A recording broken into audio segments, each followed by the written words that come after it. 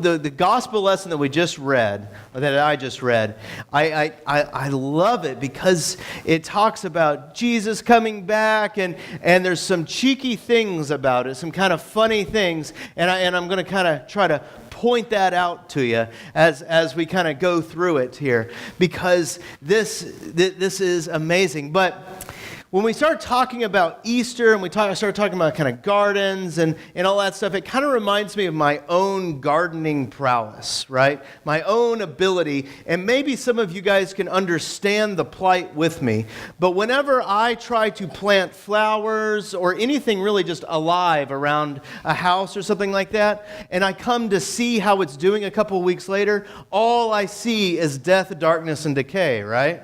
Like, does anyone else can understand with that? Yeah, right? Like apparently it's just you and I, Phil.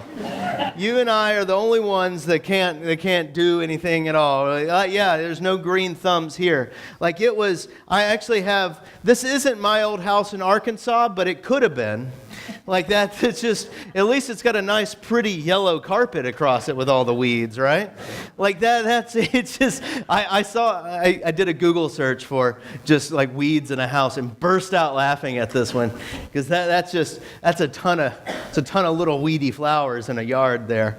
But that's kind of my old yard. I don't have any pictures of my old yard, and I live in a condo right now. I don't have a yard, right? And I don't have any pictures of it because I didn't want to show it off ever, right? But my yard and my house, it looked terrible back in Arkansas.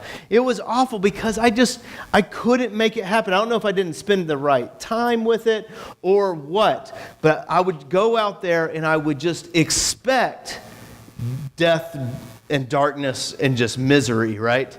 It just looks like a plant massacre all around my yard.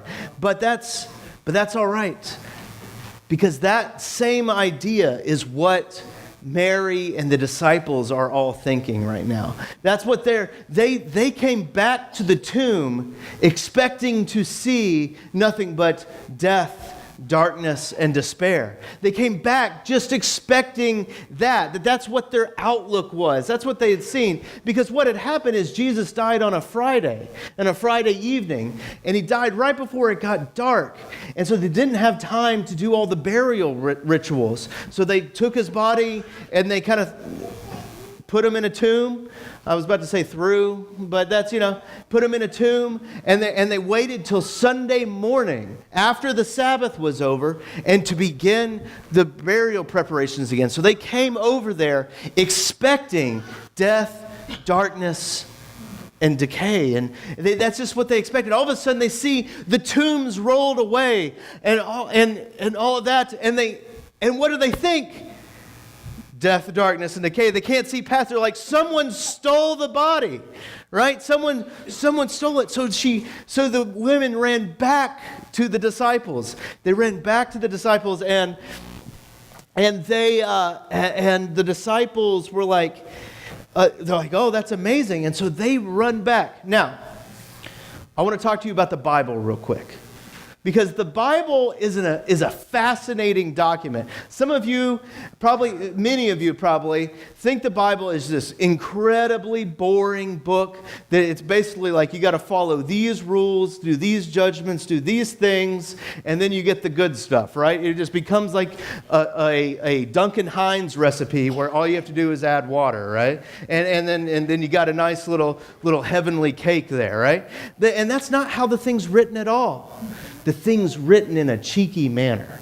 All right? I've been enjoying the word cheeky lately. It's written in a cheeky manner. I'm going to show you that. Because if you had read this for the first time, if you had read this story the first time, you would have been in this. You're like, man, this guy didn't really deserve this death. And his followers they're all resting in it. They're scared. They're in hiding. And then the women come up and go, he's not in the tomb. I don't know what happened, but he's not in the tomb. And they're like, we got to check this out. And they run. And here's where it's cheeky. All right, you guys ready? This is verse 3 of our reading. It says, so Peter and the other disciple started from the tomb. The other disciple is the author of John. That's John. All right? So Peter and John started for the tomb. both running, but the other disciple outran Peter and reached the tomb first. Why are they talking about a foot race here? Why is he talking about that? He's talking about the other one outran the other one. It's bringing a little bit of lightness and levity to the situation, to the story. It's bringing a little bit of levity where it's breaking up. It's like, hey, hold on. This ends in a different way than you're expecting it to. Hey, hold on, right? Like he's bringing them into it. All of a sudden he's talking about a foot race and who won. And it's basically saying, if Peter probably is a liar and he tells you he won that race, he didn't, right? So he goes in there and and they fall in there and they kind of look around, they see some clothes, and then they leave again. And there's Mary. And she is crying outside the tomb, and she looks in and she sees angels, right? At the head and the feet. And many times we think angels are like, big wings, bright and shiny and all that stuff. If you're reading it in Greek, angels mean messengers, all right? They were probably heavenly messengers, but they probably just look like dudes or something. But think about it. All she sees is death, darkness, and misery, right? That's all she sees. Because she looks in there and they're like, why are you crying? And she's like, they've taken him away. Like all that stuff. And then Jesus shows up behind her, probably walking with spirit fingers, right? And he comes walking up behind her and he says, and she said, and he goes, woman, why are you crying? And she even looks at him, right? And still doesn't see him. In fact, I say this a lot, but this is one of my favorite lines in the Bible. I say this a lot. I realize that. But she looks at him and she thinks it's the gardener. So Jesus walks up behind her. It's like, why are you crying? And she's like, and she looks at him and thinks it's the gardener. He's like, they've taken... Can you tell me where you placed the body? Can you tell me behind what tomb? Can you tell me behind what rock? Can you tell me what you did with the body, please? That's all I want to know. All she could see was death, darkness, and misery, right? And I think that's the application for us today. Is that so often in our lives, so we have problems seeing past the death, darkness, and decay and the misery that's right around us. We get so consumed with the hopelessness of whatever our situation is, and perhaps your job is just sucking all hope out of you. Perhaps whatever it is that you get invested in the hopelessness of it all, in the darkness of it all, and you're like, there is no light at all right now. I know, right, Gunrick? Like he's feeling it too. But there's no light in it at all, you feel, and it just becomes this loop, and you can't see it. You can't see the light. And we're like Mary, that we're just expecting there to be hopelessness. But Jesus, and I love that line of the gardener, because it does a couple things. One, a gardener is no one important. There's actually a bunch of classic art of this. A gardener is no one important, right? Especially back in there. That was just the slave that mowed between the tombstones, so to speak. Like that's just who that was. That's nobody.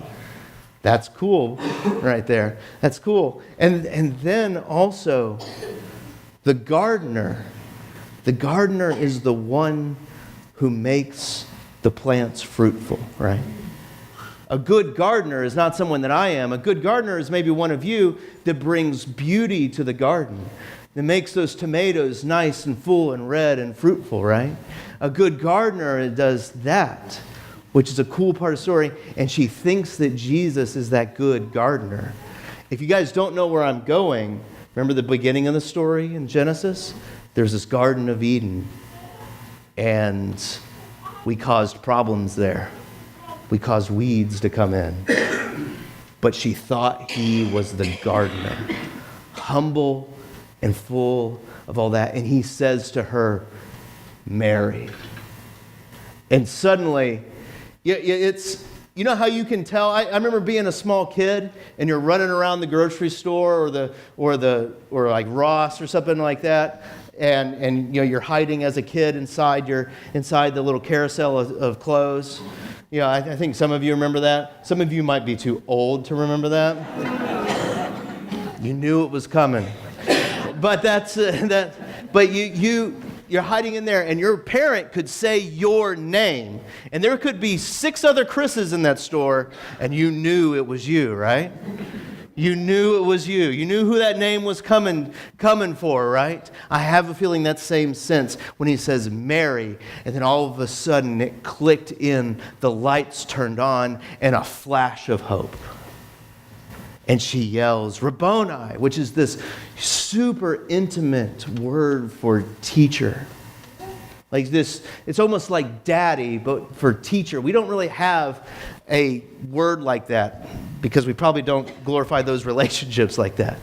But that is what she thought. All of a sudden this hope came in, this light switched on, and she ran and told the disciples, much like Coley came running in at the beginning. She said, he is risen. He is risen. Hallelujah. Judy was ready. She goes, I knew where he's going. Like all of that. And here's the whole point to all of this. So often, we get so caught up in the negativity of what is going on in our lives, at our jobs, in our family situations, and we just can't see the light going on around it. And I want to tell you that on this day, we know that the light shined through the darkness. That we know that even though Mary, all she saw was darkness and decay, she thought Jesus was just this gardener, even though he was standing right next to her, that she didn't see it. And I want you to know that Jesus is right next to you, and I want you to be open to it. I want you to have the ears to hear how he might be calling your name, and he might be creating light and hope in all kinds of situations right next to you. And he's there, and he's creating that light. And that's the point to Easter. So have hope that his light is shining in the darkness, even when it's the darkest thing possible. He has conquered it. So you may rest. And that's good news. Let's say a prayer.